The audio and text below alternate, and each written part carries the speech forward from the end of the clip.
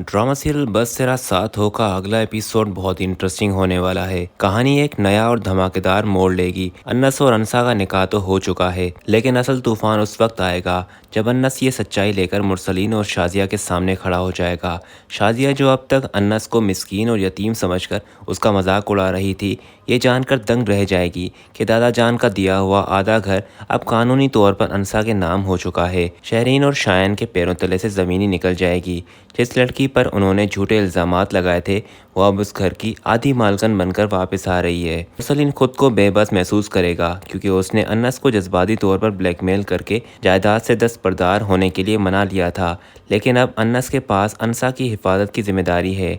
दादा जान जब मुरसलीन की इस साजिश से वाकिफ हो जाएंगे तो वो अन्नस और अंसा का खुलकर साथ देंगे। फुप्पू अमरीन भी अंसा को इस घर में उसका जायज़ मुकाम दिलाने के लिए शाजिया के सामने दीवार बनकर खड़ी हो जाएगी, जिससे घर के अंदर दो वाज़े घरों बन जाएंगे। अंसा, जो कि एक बाहिम्मत और खुददार लड़की है, शाजिया और शेरीन के तंजिया जुमलों और साजिशों का दिलेर से मुकाबला करेगी। निकाह के बाद अन्नस की शख्सियत में भी एक बड़ा बदलाव देखने को मिलेगा।